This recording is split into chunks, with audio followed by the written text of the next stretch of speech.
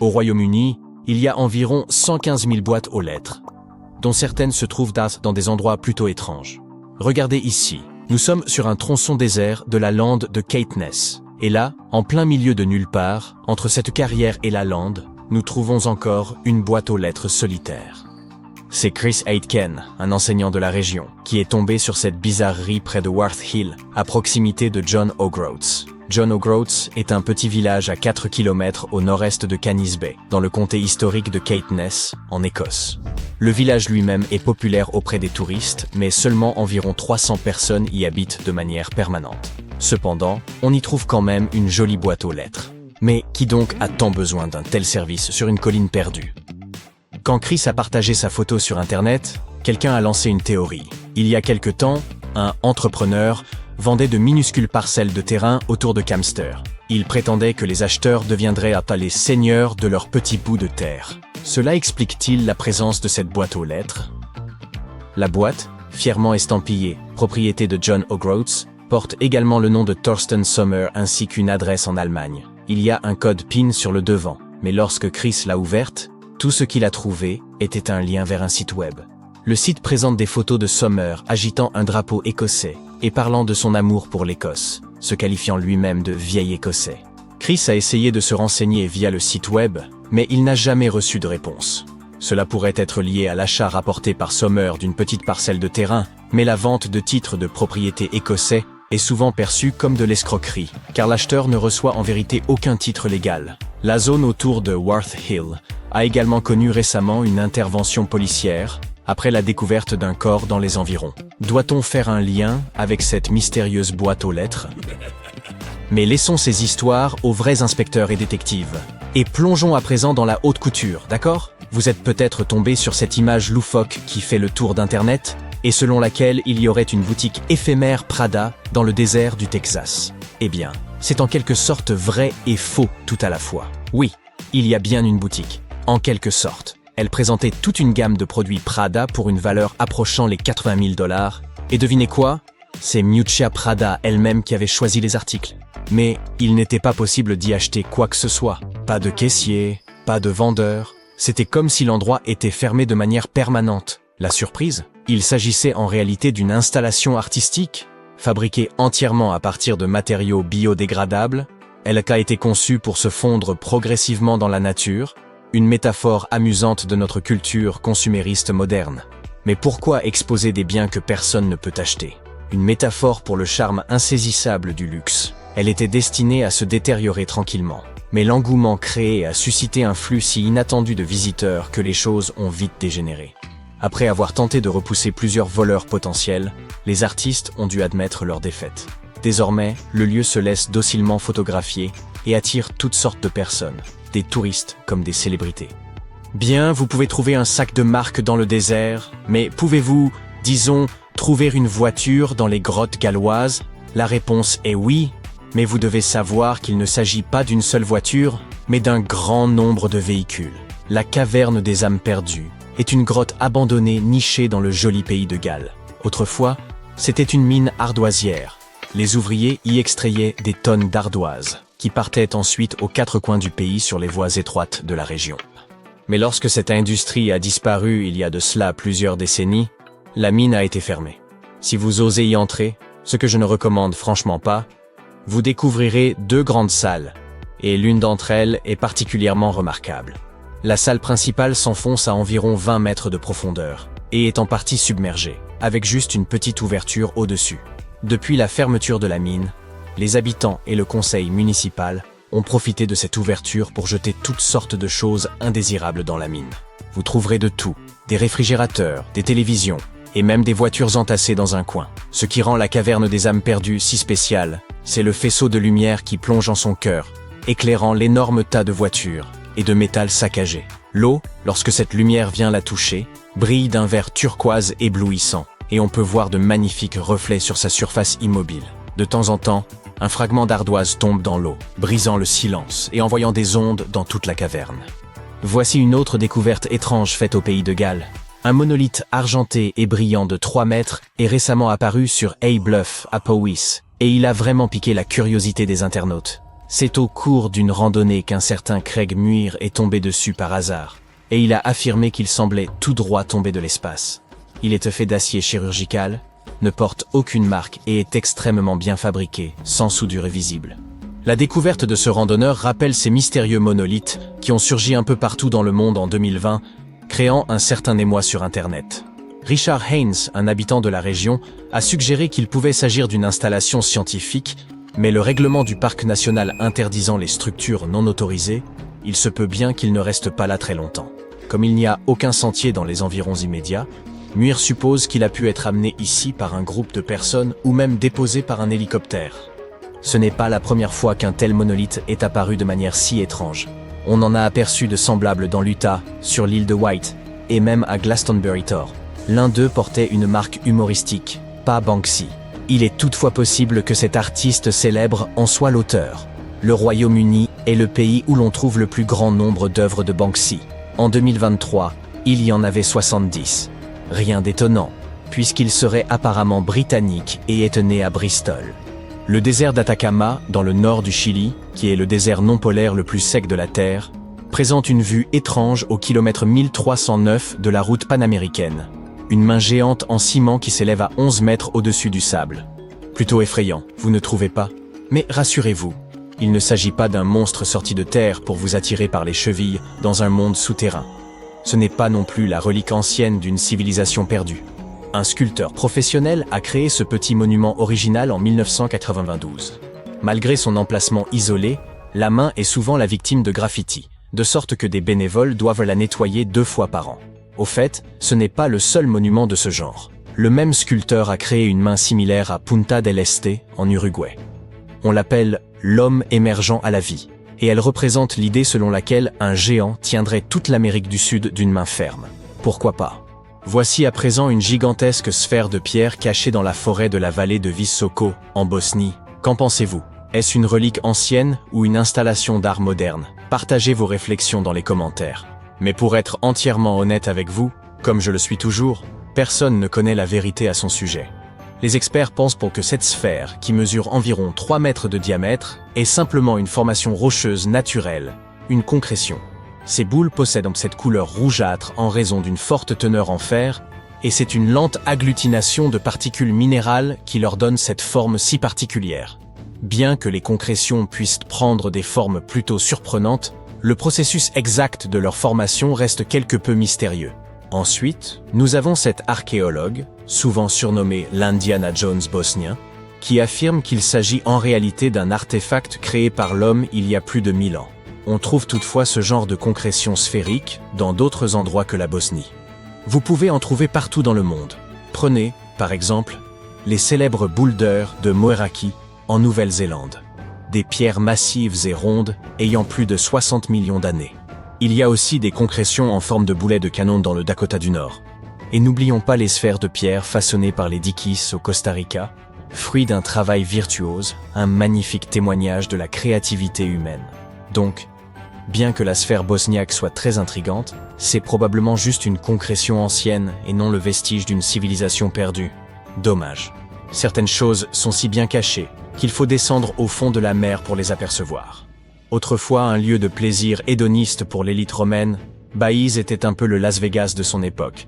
Mais aujourd'hui, ses ruines se trouvent sous l'eau. Cette station thermale prospérait grâce à ses sources chaudes volcaniques et attirait des personnalités telles que Néron et César, qui y construisirent même des villas de vacances. Cependant, au 8e siècle, Baïse a perdu une bataille et elle fut ensuite abandonnée. Alors que le niveau de l'eau montait, une grande partie de la ville a été engloutie sous la baie. Vous pouvez désormais explorer les ruines antiques de Baïse dans l'un des rares parcs archéologiques sous-marins de la planète. Retenez votre souffle. Nous ne qualifierions pas cette île de mystique sans les récits décrivant les géants qui l'habitent. L'île de Gozo, située à Malte, sert de toile de fond à une légende ancienne. Malte, nation insulaire nichée dans la mer Méditerranée, au sud de l'Europe, occupe une position stratégique exceptionnelle. Au fil de son histoire, elle a été gouvernée par de nombreuses civilisations, parmi lesquelles les Phéniciens, les Grecs, les Romains et les Carthaginois. Par une nuit glaciale, il y a plusieurs millénaires, un fermier aperçut le ciel virer à l'orange, puis au rouge, avant d'entendre un bruit sourd retentir. Bien que le sol tremblât légèrement, il ne s'agissait pas d'un séisme. En scrutant la forêt, il distingua une silhouette colossale, plus haute que les arbres. Approchant avec précaution, il réalisa qu'il s'agissait d'une femme, une géante, qui se présenta sous le nom de Sansuna. Contrairement aux terribles géants décrits dans de nombreux récits, Sansuna ne nourrissait aucune intention de détruire l'humanité. Bien au contraire, elle se montrait bienveillante et généreuse. Elle révéla aux fermiers que son peuple pouvait aider à défendre leurs terres contre les envahisseurs. Les habitants furent intrigués par cette proposition, d'autant plus que, située sur une route commerciale stratégique, Malte était fréquemment la cible d'invasions. La légende raconte que Sansuna s'installa à Malte et ne tarda pas à se mettre à l'œuvre. Mais son travail ne consistait pas en de simples tâches. Elle transportait des monolithes gigantesques sur son épaule pour édifier un temple monumental appelé Gantija, signifiant la tour des géants. Elle accomplissait cet exploit tout en portant, sur l'autre épaule, son enfant, mi-humain, mi-géant. Selon certains récits, Sansuna se nourrissait exclusivement de haricots et de miel, bien que d'autres substituent le miel par de l'eau. Ce qui prête à sourire, c'est que Malte, malgré sa modeste taille, 10e plus petit pays au monde, aurait été la terre d'accueil de géants. Allez comprendre. Le temple évoquait un immense jeu de Tetris, certaines pierres atteignant le poids impressionnant de 20 éléphants. Ces blocs monolithiques sont si massifs que les spécialistes estiment qu'il aurait fallu la force conjointe de 50 hommes pour en soulever un seul. Aussi captivante que soit cette histoire, les humains n'ont jamais prouvé l'existence réelle des géants, rendant ce récit hautement improbable. Certains textes anciens mentionnent brièvement une espèce de géant appelé Nephilims. Ces derniers auraient été des colosses terrifiants, responsables de nombreux ravages sur Terre, avant de disparaître au moment du déluge. Cependant, aucune preuve tangible de leur existence n'a jamais été découverte, jusqu'à l'apparition d'un élément intrigant. L'archéologie maltaise a mis au jour plusieurs découvertes étonnantes au fil des années, dont l'une des plus marquantes est connue sous le nom de crâne de l'hypogée. Ce terme, d'origine grecque, signifie « souterrain ». Ce site extraordinaire fut découvert au cours de la première décennie du XXe siècle, lorsqu'un appel urgent parvint au directeur du Musée national de Malte.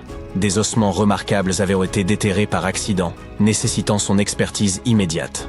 L'hypogée se présentait comme une véritable ville souterraine, composée de labyrinthes et de salles réparties sur plusieurs niveaux. Ces structures avaient été taillées dans un calcaire similaire à celui utilisé pour les temples maltais situés en surface. L'hypogée regorgeait de précieuses reliques et d'artefacts inestimables. Les chercheurs ont rapidement établi que l'hypogée servait de lieu de dernier repos pour les habitants de l'époque.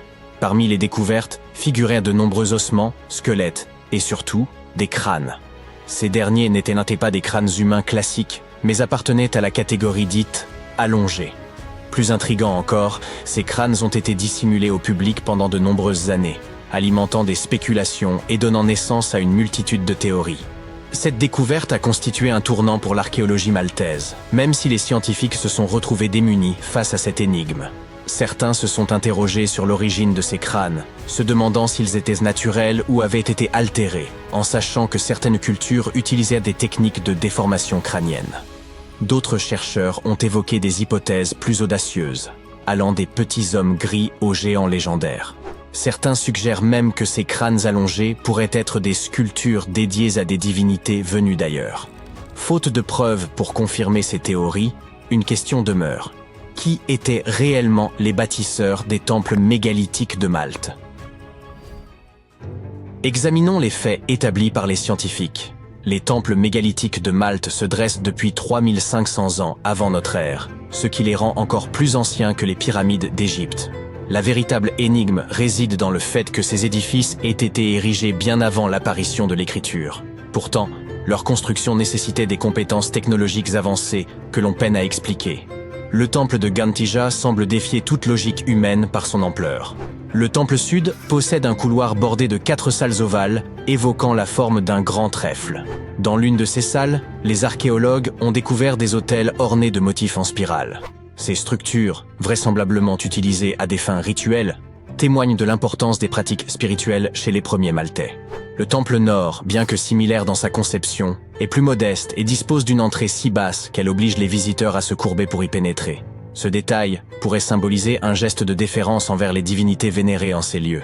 Il est difficile de ne pas s'interroger sur les raisons mystérieuses qui ont poussé ces bâtisseurs à créer un temple d'une telle envergure. Peut-être ont-ils enrôlé l'un dragon de Daenerys pour déplacer ces monolithes? Bien sûr, il ne s'agit que d'une plaisanterie. Mais saviez-vous que les célèbres portes de Medina, à Malte, avaient servi de décor pour Port-Réal dans l'épisode 3 de la première saison de Game of Thrones? Quoi qu'il en soit, revenons aux géants. La théorie selon laquelle ces lieux avaient une vocation rituelle a gagné en crédibilité lorsque les archéologues ont mis au jour des figures énigmatiques surnommées les Dames Grasses. Ces petites statues, au corps rond et au visage reflétant une grande joie de vivre, semblent témoigner d'un certain hédonisme. Ces statues rappellent étrangement une version miniature de Sunsuna, la géante évoquée précédemment. Les scientifiques estiment qu'elles figuraient probablement le bien-être et la prospérité. Leur existence atteste non seulement des compétences artisanales avancées des anciens Maltais, mais aussi de l'intentionnalité de leur construction et de leurs créations artistiques. L'une de ces œuvres, connue sous le nom de « La Dame endormie », est une pièce d'art néolithique représentant une femme de forte corpulence, allongée sur le côté, semblant dormir paisiblement. Après des analyses approfondies, les chercheurs ont supposé qu'elle incarnait la grande faucheuse. Découverte dans l'hypogée, un vaste lieu de sépulture, cette statue se distingue des autres Dames Grasses, notamment par sa coiffure et sa jupe ornée de broderies. Une autre statue intrigue particulièrement. Elle représenterait une femme mesurant 2,50 m de hauteur, accompagnée d'un fragment du bord de sa jupe. Sa découverte, pour le moins inhabituelle, remonte à 1915, lorsqu'un agriculteur, gêné dans son travail par de larges blocs de pierre, invita le directeur du Musée national de Malte à venir les examiner. Pour certains, cette trouvaille constitue la preuve de l'existence de Sunsuna, tandis que d'autres restent sceptiques. Et ce n'est pas tout. L'endroit où cette statue gigantesque a été trouvée abritait l'un des sites archéologiques les plus impressionnants de Malte, les temples de Tarxien. Construits à partir de blocs de calcaire, certains mesurent dans 6 mètres de haut et pèsent environ 20 tonnes. En poursuivant ces fouilles, le directeur du musée, un certain Zamit, découvrit plusieurs sites similaires, tous composés de pierres mégalithiques. Ces structures, attribuées à des agriculteurs de l'âge de pierre ayant vécu sur une île isolée de la Méditerranée il y a des milliers d'années, défient toute logique. Il suffit d'observer les temples de Mnajdra. Il pourrait y bien représenter le tout premier calendrier au monde. Lors des équinoxes, le soleil traverse directement l'entrée principale et éclaire l'axe central du temple. Quant aux solstices, ils offrent 2 variations remarquables. Pendant le solstice d'été, les rayons illuminent le bord du mégalithe, situé à gauche de l'entrée, tandis qu'en hiver, ils se déplacent vers la droite. C'est là une démonstration fascinante de précision astronomique. Et que dire des structures de halles tarxiens, déjà mentionnées? Ce complexe est considéré comme le plus ancien de tout Malte. Il a été édifié pour permettre des offrandes animales aux divinités. Une théorie confirmée par la découverte de nombreux ossements enfouis dans le sol. Les fouilles ont également révélé une riche collection de motifs en spirale, suggérant que les habitants utilisaient également cet espace pour des rituels religieux. Au total, Malte abrite 7 temples mégalithiques, chacun surpassant les autres en magnificence. Les archéologues poursuivent leurs recherches, espérant percer leur mystère, comme cela se fait encore pour les pyramides d'Égypte, les cités mayas disparues d'Amérique, ou d'autres sites énigmatiques à travers le monde. Des objets étranges et incroyables sont parfois découverts, mais comprendre tout ce que manigançaient nos ancêtres peut s'avérer assez difficile, surtout quand tout ce que vous avez, ce sont quelques tessons de poterie et des peintures rupestres. Il n'est donc pas si surprenant que même les experts en blouse blanche commettent parfois quelques erreurs. Mais ce n'est pas qu'une question de vaisselle poussiéreuse et de gros cailloux. Parfois, on trouve carrément des restes humains à la tête énorme. Alors, attrapez votre matériel de fouille et retournons dans les temps anciens pour découvrir des sociétés incroyables que les chercheurs ne parviennent toujours pas à expliquer. La Sardaigne peut sembler idyllique aujourd'hui, mais pour être honnête, je n'aurais vraiment pas voulu la visiter il y a 3000 ans. Certaines rumeurs prétendent que d'horribles géants erraient sur cette île à l'époque. On évoque même la découverte de squelettes humains de plus de 4 mètres de haut, bien que personne n'ait jamais apporté de preuves concrètes. Mais ces histoires soulèvent quand même quelques questions, car des choses étranges se sont certainement produites là-bas. En 1974, plus de 5000 fragments d'artefacts en pierre ont été retrouvés dans une partie de l'île, appelée Monte Prama. Mais au lieu d'être exposés dans un musée, On les a enfermés dans un coffre-fort souterrain pendant près de 30 ans. Cela semble un peu suspect, n'est-ce pas? Lorsqu'ils ont finalement été déplacés en 2005, les scientifiques ont rassemblé les pièces du puzzle pour révéler les statues de 38 géants, chacun mesurant 2,40 mètres de haut. Pas aussi grands que nos squelettes légendaires, mais tout de même assez massifs. On pense que ces statues ont été façonnées par la culture nuragique, qui peuplait cette île il y a bien longtemps. En plus de ces statues, ils ont également érigé plus de 8000 structures de pierre. Peut-être que le peuple des Nurags n'était pas eux-mêmes des géants, mais ils aimaient clairement voir les choses en grand. Nous aussi, d'ailleurs, comme un grand nombre de j'aime sous nos vidéos, ce serait vraiment sympa.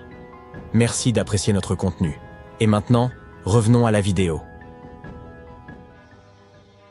Vous et moi sommes assez intelligents, mais nous ne sommes peut-être pas les humains les plus futés à avoir jamais vécu. En fait, nous ne sommes peut-être même pas l'espèce la plus intelligente. Depuis 1913, des restes de crânes retrouvés en Afrique du Sud ont suggéré l'existence d'un concurrent potentiellement plus intelligent que nous, baptisé l'homme de Boskop.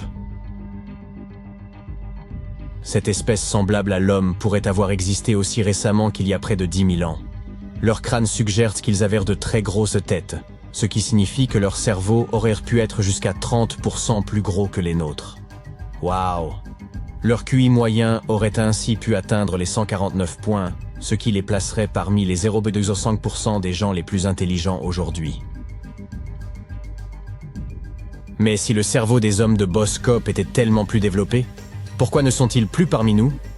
Eh bien, plus grand ne signifie pas toujours meilleur, vous savez. Nos cerveaux sont beaucoup plus conséquents que ceux de nos cousins primates, principalement dans le cortex préfrontal. Cette partie participe à des tâches complexes comme prendre des décisions, se souvenir des choses à court terme et être conscient de nous-mêmes. Les parties du cerveau qui régissent nos sens et nos mouvements, elles, n'ont pas vraiment beaucoup grandi. Peut-être les Boskops passaient-ils trop de temps à méditer sur le passé plutôt qu'à accomplir des choses pratiques comme la chasse. Mais tout cela n'est que supposition. Nous ne savons pas vraiment ce qui est arrivé à nos cousins à grosse tête. Certains soutiennent même que les Boskops n'étaient guère différents de nous, les seules preuves étant ces fameux morceaux de crâne. La jungle est immense. Saviez-vous que la forêt amazonienne abritait environ 30% de toutes les espèces de plantes et d'animaux du monde? C'est impressionnant. Cependant, l'histoire d'une espèce humaine locale a longtemps intrigué les scientifiques. La mystérieuse civilisation Khazarabe a vécu ici pendant des centaines d'années, avant de disparaître aux alentours de 1400 après Jésus-Christ. On pensait que l'Amazonie ne comptait que quelques tribus disparates. Mais récemment, nous avons découvert de grandes formes inhabituelles gravées dans le sol et appelées géoglyphes. Ces derniers peuvent s'apparenter à de simples fossés peu profonds. Mais ce sont en réalité les vestiges d'une vaste civilisation qui s'étendent sur 1000-3000 km² et comprennent environ 450 symboles, certains larges de 400 mètres. C'est époustouflant. Ils étaient probablement flanqués de lieux cérémoniels et auraient pu accueillir jusqu'à 1 million d'individus il y a à peine 600 ans. Grâce à de nouvelles technologies, comme le LIDAR, qui utilise un laser inoffensif pour cartographier la forêt sans lui nuire, nous pouvons explorer plus en profondeur. En 2019, le scanner a montré des kilomètres de routes et de sentiers surélevés, et même des pyramides de plus de 20 mètres de hauteur. On a découvert 26 zones de peuplement distinctes, dont 2 mesuraient au moins 100 hectares chacune. Ça représente la superficie de 330 terrains de football. On ignore ce qui est arrivé à la civilisation Khazarabe, mais il n'est pas à exclure que les conquistadors en soient responsables. Peut-être que l'ancienne civilisation la plus déroutante est celle dont nous n'avons jamais réellement trouvé de traces. Oui, je parle bien de l'Atlantide, cette grande cité qui a supposément sombré dans l'océan. Les premières mentions de l'Atlantide nous viennent du philosophe grec Platon, qui évoquait une grande cité proche du détroit de Gibraltar. Mais pendant des siècles, tout le monde a simplement pensé que Platon l'avait imaginé de toutes pièces, comme une version idéalisée de son Athènes natale. Alors pourquoi, environ 12 000 ans après sa disparition présumée, nous demandons-nous encore si elle pourrait avoir existé? Eh bien, au XIXe siècle, Ignatius Donnelly, un membre du Congrès américain, a écrit un livre donnant 13 raisons pour lesquelles il pensait que l'Atlantide était plus qu'un simple mythe. Puis, en 1965, certaines personnes ont cru avoir réellement retrouvé l'Atlantide en découvrant la structure de Richa, un dôme géologique massif de 40 km de diamètre en Mauritanie. Il est si grand que l'on ne peut en observer l'ensemble que depuis l'espace. 2 astronautes survolant le désert du Sahara ont repéré cet œil gigantesque qui les regardait en retour et ont pensé qu'il s'agissait là d'une découverte majeure. Hélas, il n'y a aucune preuve tangible qui connecte cette structure à l'Atlantide. On pense qu'elle se serait formée à partir d'une activité volcanique il y a environ 100 millions d'années. Mais cela semble un peu trop pratique, n'est-ce pas? Malheureusement, nous ne sommes pas plus proches de connaître la vérité. Imaginez-vous retourner à environ 3300 avant Jésus-Christ et vous retrouver en Asie du Sud. Laissez-moi vous présenter la civilisation harapéenne. Ces gens étaient très en avance sur leur temps. Ils occupèrent des cités comme Harappa et Mohenjo-Daro, dotés de maisons en briques, de systèmes d'égouts sophistiqués et même de bains publics. Cet endroit aurait pu abriter plus de 5 millions d'individus, ce qui en ferait l'une des régions les plus densément peuplées de son temps. Ils avaient également inventé un système de poids standardisé qui était incroyablement utile aux négociants. Et ils pratiquaient le commerce.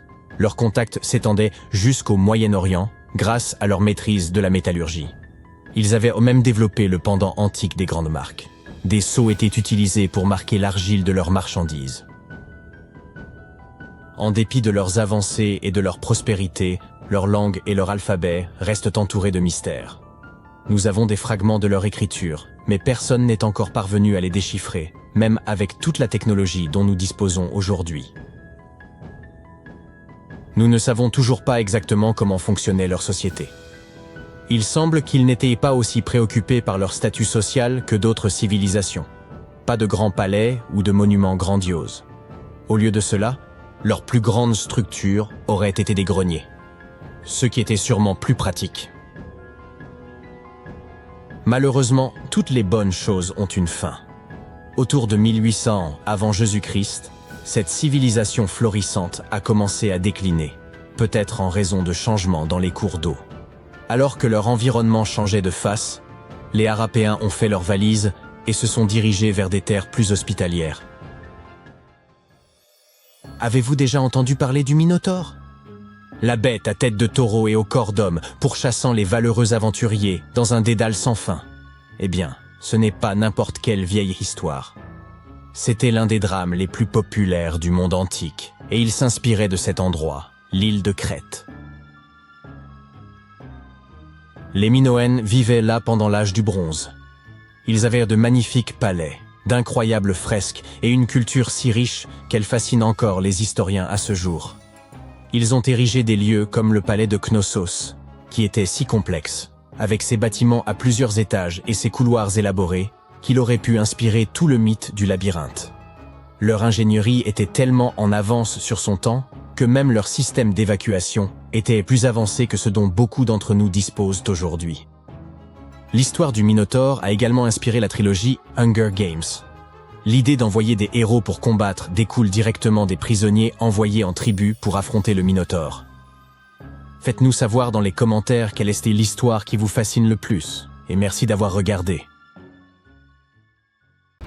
Une découverte étrange dans le lac Huron nous informe qu'il pourrait possiblement contenir les vestiges d'une civilisation entière. Tiens, attendez. Est-ce que ce ne serait pas l'Atlantide? Pas exactement. Mais s'il y a vraiment eu jadis une civilisation sous-marine à cet endroit, elle devait être assez avancée.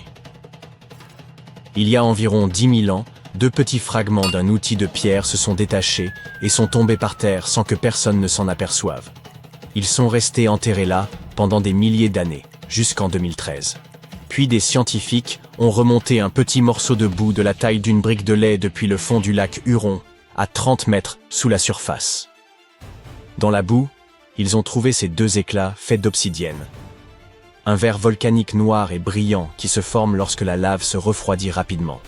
Après des tests précis, ils ont réalisé que ces éclats provenaient du centre de l'Oregon, ce qui représente une assez longue distance, environ 4000 km. Ce site préhistorique des Grands Lacs a été découvert sur la crête Alpena Amberley, une formation sous-marine qui reliait autrefois ce qui est aujourd'hui le Michigan et l'Ontario. À l'époque, c'était des terres sèches. Les premiers humains y construisirent des pièges pour animaux, le caribou par exemple. L'ère glaciaire s'éteignait et bientôt, les grands lacs commencèrent à se former. L'obsidienne était le matériau high-tech des temps anciens. Elle est extrêmement tranchante et parfaite pour fabriquer des outils. Si vous étudiez attentivement ces éclats, vous ne pourrez pas douter que les outils dont ils proviennent furent de fabriquer de main d'homme. La façon dont ils ont été taillés évoque un travail des plus minutieux. Ces anciennes populations ne fabriquaient donc pas seulement des outils élémentaires, ils avaient également accès à de l'obsidienne venue de contrées extrêmement lointaines. On pense en conséquence qu'il existait déjà à l'époque un immense réseau commercial. Depuis plus d'un siècle, des gens émettent l'hypothèse que des sociétés anciennes pourraient avoir existé sous les Grands Lacs, mais personne n'en a jamais eu la preuve. C'est pourquoi les travaux sur ce site archéologique submergé sont si importants. Une équipe de chercheurs tente depuis plus de 10 ans d'en apprendre davantage sur ces ruines vieilles de 10 000 ans et sur la civilisation qui les aurait laissées derrière elles. L'eau glacée du lac Huron a agi comme une capsule temporelle qui a permis de préserver des choses pendant des milliers d'années. Jusqu'à présent, les chercheurs ont trouvé non seulement des outils en pierre, mais aussi des arbres millénaires avec leurs racines encore intactes et des tourbières sous-marines où ont été préservées des graines et des feuilles. Un peu comme le Pompéi de l'âge de glace, une scène figée dans le temps. Ces découvertes aident également les scientifiques à concevoir de nouvelles méthodes d'archéologie sous-marine. Ils utilisent des sonars, des robots sous-marins et des plongeurs. Il est assez incroyable que les outils qu'ils ont découverts sur la crête Alpena Amberley soient beaucoup plus petits que d'autres outils de la même époque trouvés à proximité. Cela pourrait indiquer qu'un groupe différent de personnes vivait ici et qu'ils avaient leur propre mode de vie. Même les tourbières qu'ils ont trouvées, qui datent d'environ 9500 ans, recèlent des secrets. Elles sont pleines d'aiguilles de pin, de graines et de feuilles qui pourraient nous informer sur l'environnement de l'époque. D'ordinaire, ce genre de choses se décompose rapidement, mais l'eau froide et douce les a préservées. L'équipe du Michigan collabore avec des scientifiques basés à Cambridge, en Angleterre, pour extraire l'ADN de ces restes. Si cela fonctionne, nous pourrions enfin savoir quel type d'animaux vivaient là, et peut-être même plus. Ils ont encore des années de travail sur ce site préhistorique des Grands Lacs. Un autre célèbre site archéologique submergé est la cité perdue de Pavlopétrie. Les archéologues pensent qu'il s'agit de la plus ancienne ville engloutie du monde, tout au moins selon nos connaissances actuelles. Pavlopétrie a environ 5000 ans. Cela signifie qu'elle existait bien avant les légendaires héros grecs des récits d'Homère. Les scientifiques l'ont aperçue pour la première fois en 1904, puis l'ont oubliée jusqu'en 1967, lorsque Nicholas Fleming l'a redécouverte.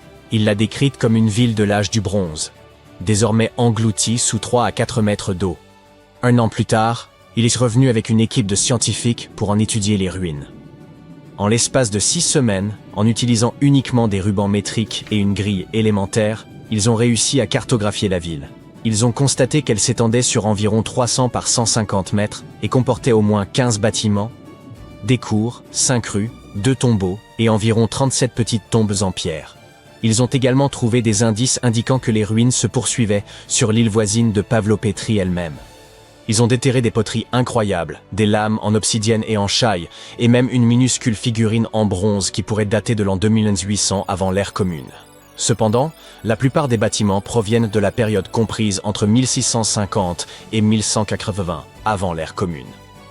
Ensuite, les scientifiques ont de nouveau abandonné le site jusqu'en 2009, lorsqu'une équipe de chercheurs a lancé un nouveau projet quinquennal, dont la mission était d'explorer en profondeur l'histoire de Pavlopétrie. Cette fois, ils disposaient d'outils de cartographie numérique et de meilleurs équipements de plongée, ce qui leur a permis d'explorer et même de faire des fouilles sous-marines. Ils ont découvert 9000 mètres carrés supplémentaires de bâtiments, y compris une grande salle et des rues cachées. De plus, ils ont déterré d'autres poteries qui leur ont indiqué que des gens avaient vécu là entre 3000 et 1100 avant l'ère commune, et que la ville comptait une population de 500 à 2000 personnes. Personne ne sait avec certitude comment cette cité a fini sous l'eau, mais beaucoup de scientifiques pensent que ce fut à cause d'un tremblement de terre, peut-être vers l'an 1000 avant l'ère commune, ou même aussi tardivement que l'an 375 de notre ère, parce que c'est la plus ancienne ville sous-marine jamais découverte. Certaines personnes croient même que Pavlopétrie pourrait avoir inspiré la légende de l'Atlantide. Un autre prétendant au titre d'Atlantide se trouve près du Japon. En 1986, un plongeur local explorait les eaux près des îles Ryukyu lorsqu'il découvrit une structure géante faite de marches parfaitement formées et aux bords tranchants. Elle se trouvait à 25 mètres sous l'eau. Aujourd'hui, le monument Yonaguni reste l'un des sites sous-marins les plus mystérieux de la planète. La structure mesure presque la moitié d'un terrain de football, environ 50 mètres de long et 20 mètres de large. Elle ressemble à une immense pyramide de pierre, avec des plateformes superposées et des marches empilées les unes sur les autres. Personne ne sait vraiment d'où elle vient, ni qui l'a construite. Certains experts pensent que le monument pourrait avoir plus de 10 000 ans, ce qui le rendrait plus ancien que les pyramides égyptiennes. Une théorie suggère qu'il pourrait s'agir des derniers vestiges d'une civilisation perdue portant le nom de Mu, une société mythique du Pacifique similaire à l'Atlantide. D'autres pensent que c'est un peuple ancien, qui vivait au Japon, dès l'an 12 000 avant notre ère, le peuple Jomon, qui l'aurait construite. Mais de nombreux scientifiques et géologues sont sceptiques quant à cette possible civilisation sous-marine. Même si Yonaguni possède des passages étroits, des ouvertures en arc et des angles droits, qui ressemblent presque à des pâtés de maison.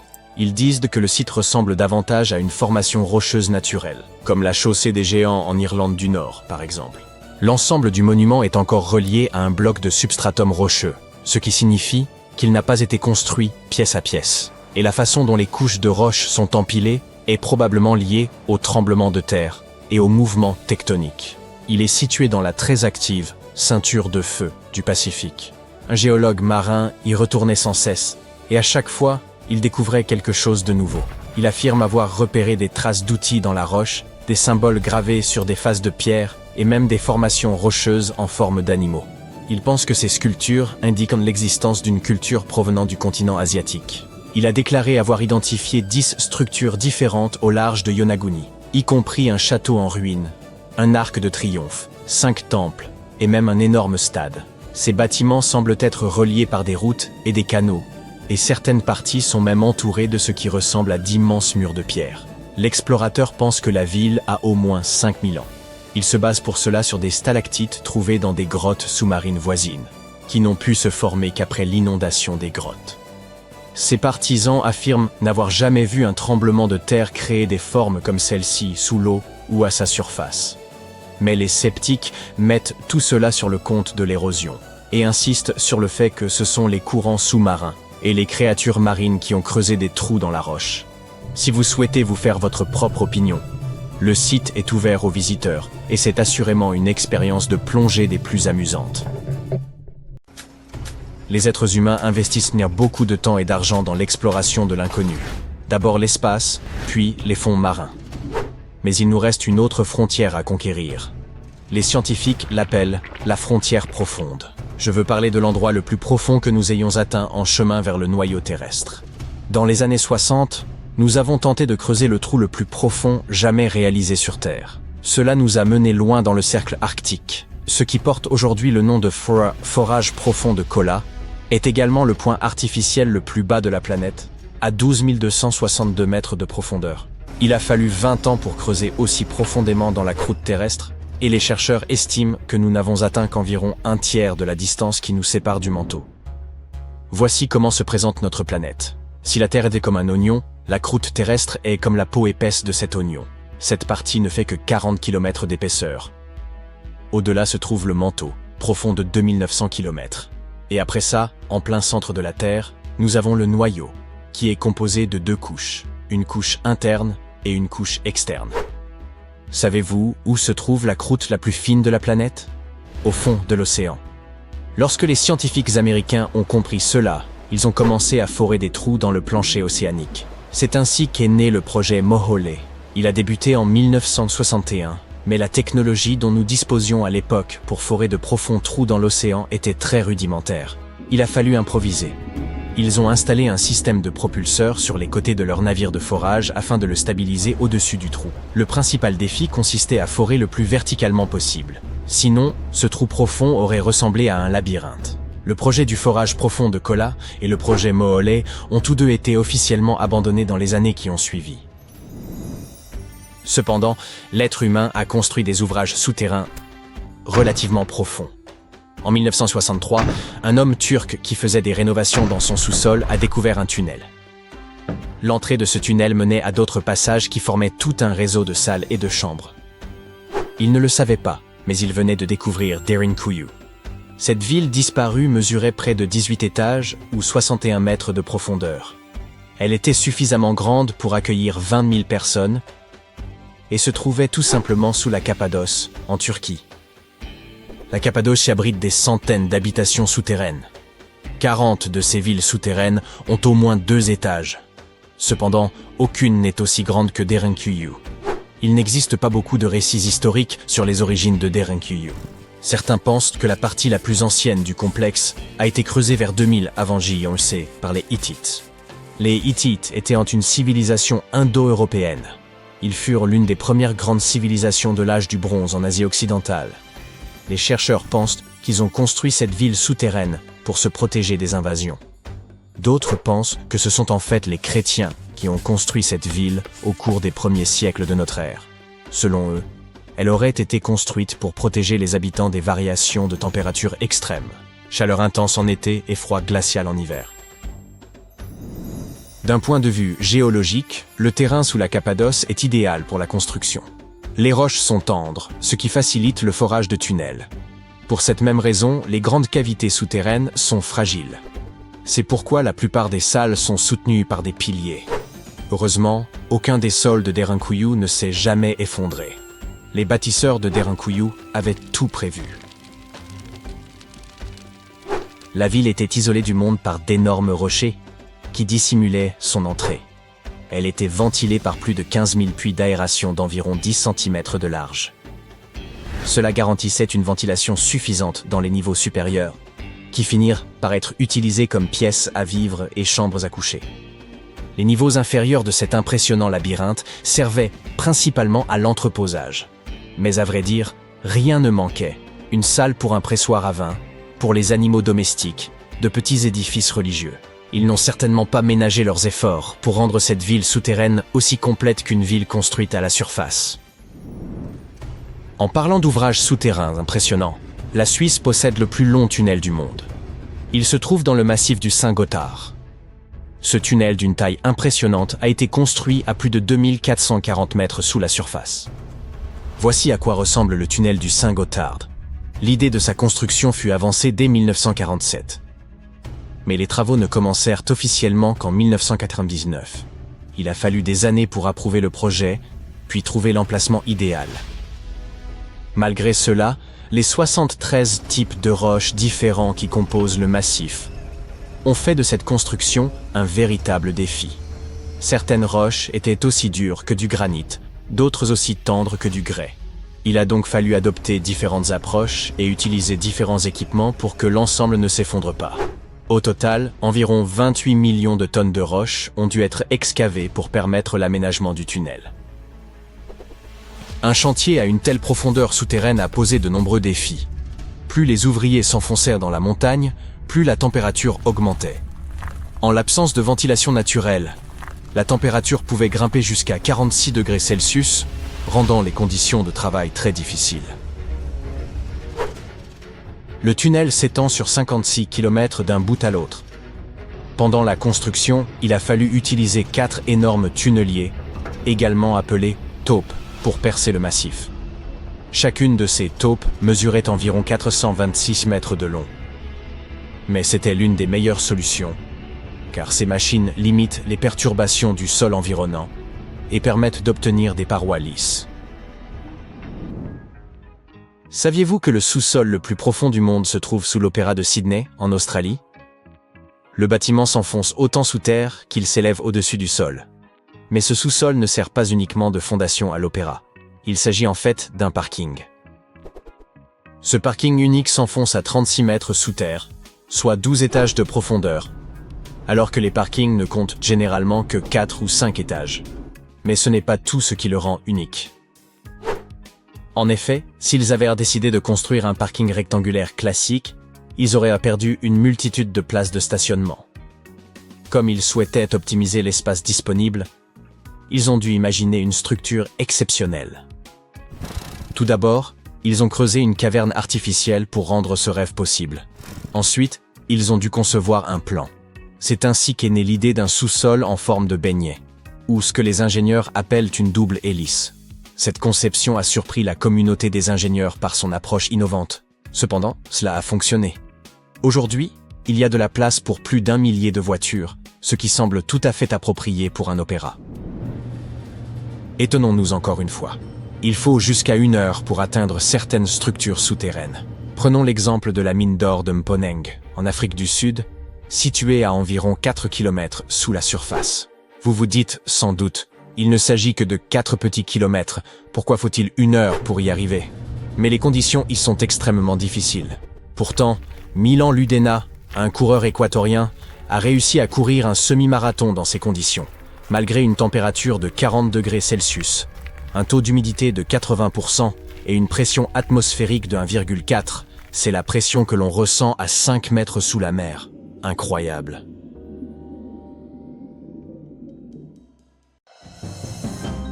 Il existe un site archéologique remarquable près de Saint-Louis, dans le Missouri, dont peu de personnes ont entendu parler.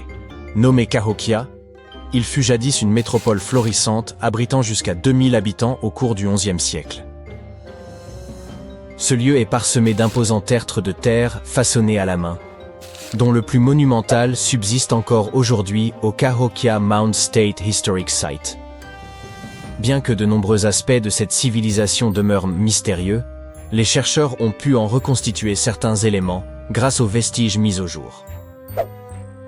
Parmi ces découvertes figuraient des dents particulièrement anciennes. Leur analyse détaillée a révélé que Cahokia accueillait une grande diversité de peuples autochtones. Environ 1/3 des habitants provenaient d'autres régions du centre du continent, ce que les scientifiques ont déterminé en étudiant la composition chimique des dents retrouvées. Fait remarquable, l'agencement des monticules indique que Cahokia était une ville conçue avec une organisation précise et non une simple juxtaposition de villages.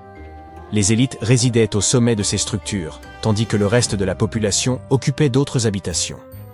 Il est fascinant d'imaginer que cette cité abritait des activités variées, telles que l'agriculture, la chasse, l'exploitation du bois, la poterie et le tissage. Au cœur même de Cahokia se dressait un monticule colossal d'environ 30 mètres de hauteur, entouré d'une vaste palissade en bois. À l'intérieur de cette enceinte se trouvait le centre névralgique de la ville, comprenant une grande place ouverte. Les archéologues estiment que cette dernière avait été conçue pour symboliser les 4 points cardinaux. On pourrait croire que ceux qui l'ont bâti cherchaient à créer un lieu en parfaite harmonie avec l'univers. Le centre de Cahokia était le cœur des cérémonies et des rassemblements majeurs, et son importance était telle que des visiteurs extérieurs venaient spécialement pour y assister. Le destin de cette cité demeure incertain. Certains avancent que son effondrement serait dû à une déforestation excessive, ayant perturbé l'équilibre naturel. D'autres spécialistes contestent cette hypothèse, soulignant que la qualité des sols était encore préservée après l'abandon de la ville.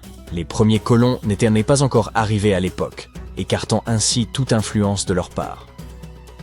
Une autre théorie évoque des conflits avec des communautés voisines, qui auraient précipité son déclin. Aujourd'hui, plus de 65 tertres sont encore visibles, et il est même possible d'escalader le plus imposant d'entre eux. Ce site exceptionnel pourrait bientôt obtenir le statut de parc national, une raison de plus de le découvrir avant qu'il ne devienne une destination trop prisée. Mohenjo-Daro est une autre cité antique disparue qui demeure entourée de mystères. Située dans l'actuel Pakistan, elle connut son apogée durant l'âge du bronze et se distinguait par son niveau d'avancement remarquable.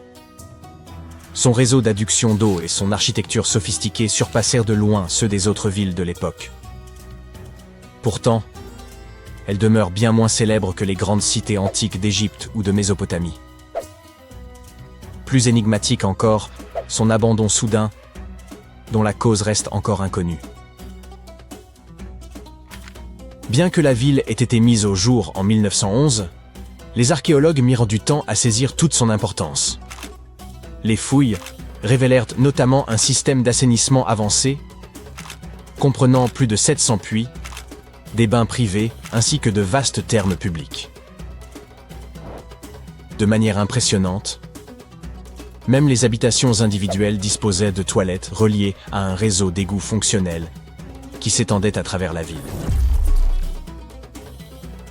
Mohenjo-Daro était également un centre commercial dynamique, produisant des poteries raffinées, des bijoux et des figurines qui s'exportaient à travers toute la région. Malgré cette sophistication, la raison de son abandon reste inconnue. Certains suggèrent que des changements dans le cours du fleuve Indus auraient pu être un facteur déterminant. Quant aux inscriptions laissées par ses habitants, elles restent indéchiffrables, même pour les experts les plus aguerris, compliquant encore davantage la reconstitution de son histoire. Avez-vous déjà entendu parler du village perdu de Kolmanskop? Autrefois, il s'agissait d'une petite colonie établie au cœur du désert du Namib. Selon la légende, elle tiendrait son nom d'un certain Coleman, qui se serait enlisé dans les dunes avant de disparaître à jamais. Toutefois, ce n'est pas là l'aspect le plus curieux. En 1908, un cheminot découvrit une pierre brillante et la montra à son chef d'équipe, qui s'avéra être un minéralogiste amateur. Après analyse, ils réalisèrent qu'il s'agissait d'un diamant. Rapidement, Kolmanskop devint la ville la plus prospère d'Afrique et l'un des endroits les plus riches au monde. On y trouvait de luxueuses maisons, une école, un hôpital et même une usine à glace destinée à approvisionner les garde-manger. L'hôpital était équipé de la toute première machine à rayon X d'Afrique australe, supposément employée pour s'assurer que les ouvriers ne tentèrent pas d'avaler des diamants en douce. Mais dès la fin des années 20, la découverte d'un autre gisement diamantifère à proximité entraîna le déclin de Kolmanskop. Peu à peu, ses habitants partirent en quête de nouvelles opportunités, laissant derrière eux une ville déserte. En 1938, l'ensemble des équipements industriels fut déplacé vers le sud, condamnant Kolmanskop à l'oubli. Son dernier habitant quitta les lieux entre 1956 et 1960. Cependant, le climat aride a permis une remarquable conservation des bâtiments, transformant cette cité fantôme en un site prisé des visiteurs. Vous avez certainement entendu parler du Machu Picchu, cette fascinante cité antique située au Pérou. Perchée sur les hauteurs vertigineuses des Andes, elle s'étend sur une vaste superficie et surplombe les vallées environnantes. Son importance historique et son architecture lui valent d'être classée parmi les merveilles du monde moderne. Toutefois, son véritable usage reste un mystère. Bien qu'elle ait pu abriter jusqu'à 750 personnes, les traces humaines y sont limitées. Certains avancent qu'il s'agissait avant tout d'un lieu spirituel ou cérémoniel, tandis que d'autres le voient comme un luxueux centre de villégiature destiné à l'élite inca. La présence de vastes terrasses suggère une fonction agricole expérimentale ou un rôle commercial. Une autre hypothèse, plus surprenante, évoque l'éventualité d'une prison, en raison de la découverte d'un espace ressemblant à une cellule. Il est intriguant de constater qu'aujourd'hui encore, les archéologues et les historiens peinent à comprendre comment cette cité a été édifiée. Saviez-vous que les Incas n'auraient probablement pas utilisé de roues pour transporter les matériaux? Pourtant, d'énormes blocs de granit ont été hissés jusqu'au sommet escarpé des Andes, alors même que leur poids était considérable. Certains estiment que des centaines d'ouvriers unissaient leurs forces pour faire progresser chaque roche jusqu'au sommet. Les gigantesques pierres du Machu Picchu sont si parfaitement ajustées qu'aucune fissure n'est visible entre elles. Ce détail remarquable confère à la structure une incroyable résistance au séisme, un atout majeur dans un pays comme le Pérou, sujet aux secousses telluriques. Mais comment ces blocs parviennent-ils à rester en place malgré les séismes? Ils subissent en réalité de légers déplacements avant de retrouver spontanément leur position d'origine, donnant l'impression d'une danse naturelle. Certains avancent que des cales en bois humidifiées auraient été employées pour stabiliser les pierres, mais cette hypothèse semble peu compatible avec l'ampleur des constructions. Les bâtisseurs du Machu Picchu semblent également s'être passés de bêtes de somme et d'outils en fer. Ils ont dû façonner et assembler chaque élément à la seule force de leurs mains. De surcroît, la citadelle repose sur une faille tectonique, ce qui a nécessité le déplacement de vastes quantités de roches et de terre afin d'aplanir le terrain. On pense même que la véritable prouesse se cacherait sous la surface, où des fondations profondes et un ingénieux système de drainage assurent la stabilité du site. D'ailleurs, un réseau hydraulique souterrain, jusque-là inconnu, a récemment été mis au jour grâce à la numérisation 3D. Les Incas n'utilisèrent pas de mortier pour assembler les blocs de granit, mais leur travail était si précis qu'il est impossible d'y glisser une feuille de papier. Une hypothèse suggère que les artisans employaient des outils de pierre constitués de matériaux plus durs que les blocs façonnés. À un moment donné de sa longue et très intéressante histoire, notre chère planète Terre était en train de roupiller tranquillement, faisant son petit bonhomme de chemin, tournant autour du Soleil. Et puis, bam! La vie commence à s'emballer. Les plantes et les animaux se mettent à se pavaner, dévoilant toute leur complexité. Un peu plus tard, il y a environ 65 millions d'années pour être exact, une catastrophe cosmique se produit. C'est du moins ce que nous supposons. Un astéroïde s'est probablement écrasé sur la Terre, anéantissant les dinosaures et un tas d'autres grands animaux. Nous n'avons pas beaucoup plus de détails sur l'astéroïde en question. Mais nous savons qu'il était extrêmement massif et qu'il s'est écrasé sur notre précieuse planète, créant un chaos poussiéreux qui s'est répandu partout. Aujourd'hui encore, on trouve des vestiges de cette couche de poussière dans les roches sédimentaires. Si tu creuses en dessous, tu y découvriras tout un tas de fossiles.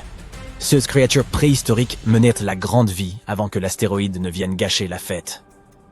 Imagine que la planète fasse le ménage, laissant un tas d'espaces vides qui n'attendent que d'être remplis. Et devine qui a profité de l'occasion ? Les mammifères pardis. Ces petites créatures à fourrure se sont faites connaître. Mais comment se fait-il que cette catastrophe ait été une si belle opportunité pour eux ? C'est assez simple, en fait. En l'absence de persécuteurs, ils ont grandi, se sont multipliés et ont vu leur population s'étendre. Toutes sortes de mammifères se sont joints à eux pour combler les vides. Primates, rongeurs, bref, toute la bande à fourrure. Nous parlons ici de mammifères placentaires, de marsupiaux et même de mammifères pondant des œufs, ce qui ajoute une sérieuse touche de variété au mélange.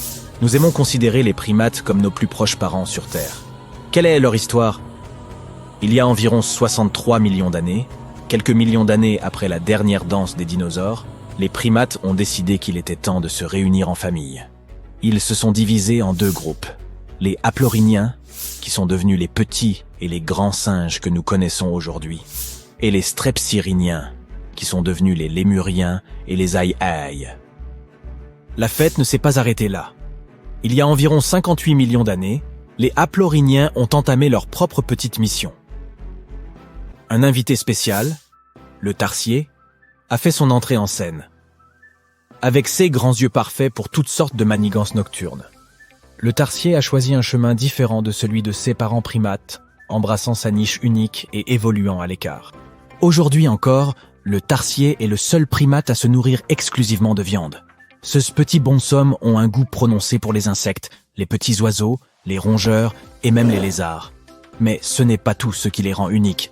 Leurs yeux sont 2 fois plus grands que leur cerveau.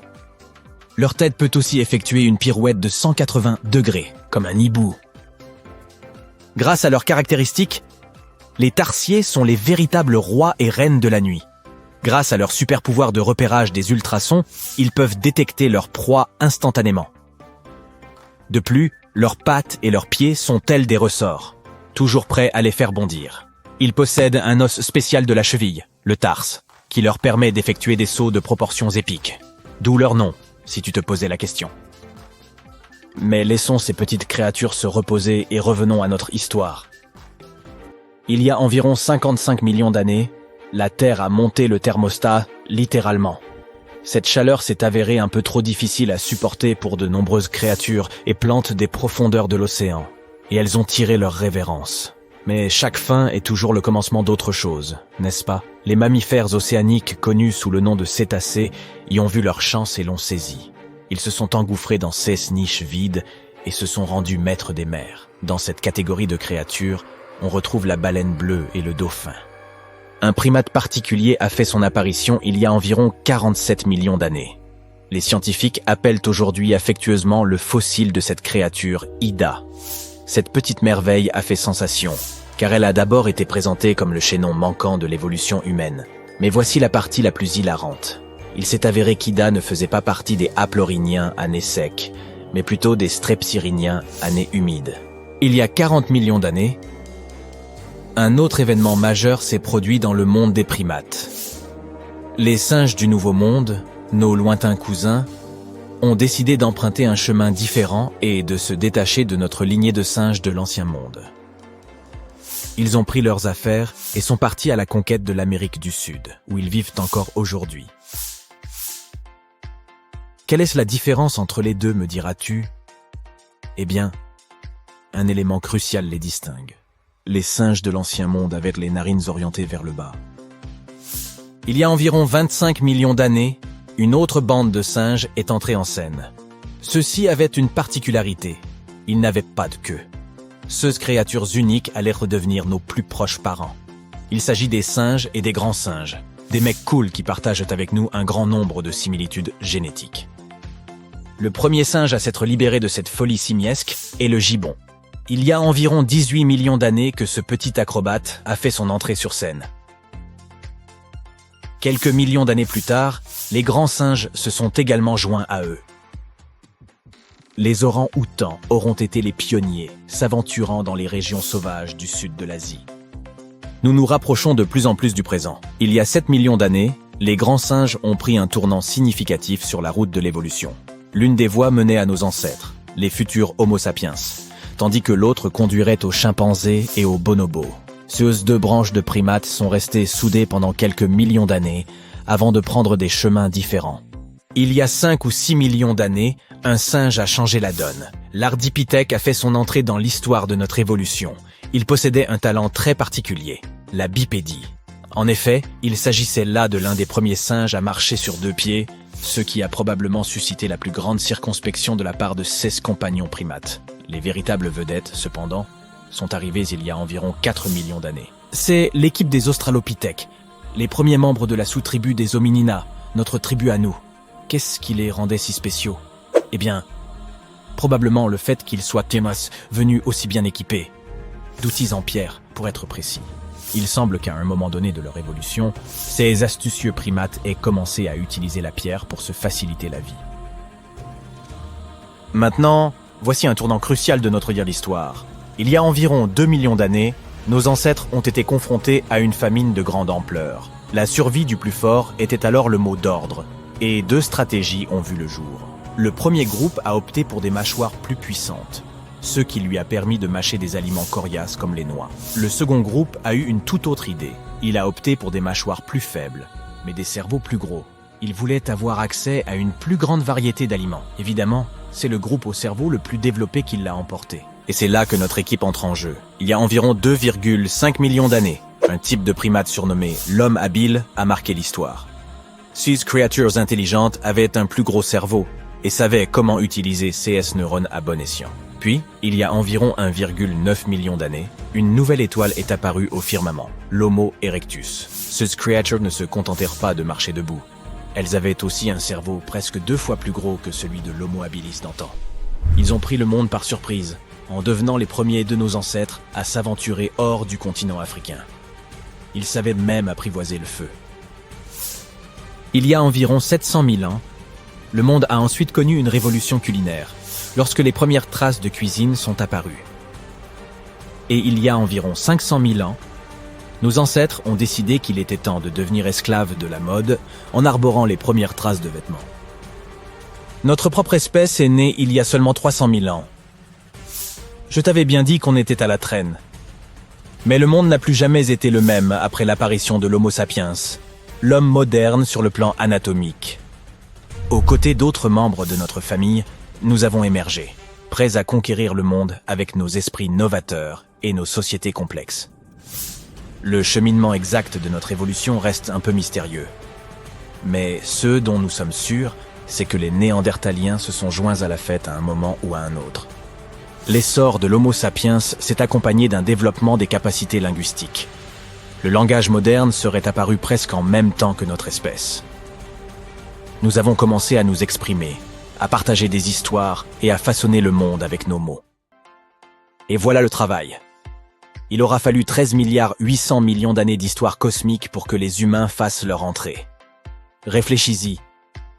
99% du temps écoulé depuis le Big Bang, nous n'étions même pas là. Notre espèce, l'Homo sapiens, est la petite dernière de la famille Terre et n'existe que depuis une infime partie du temps alloué à l'univers. Pourtant, en un clin d'œil, nous avons réussi à démêler toute l'histoire qui nous a menés à notre propre existence. l'histoire ne s'arrêtera pas avec nous. C'est une saga en cours qui s'écrit à chaque instant.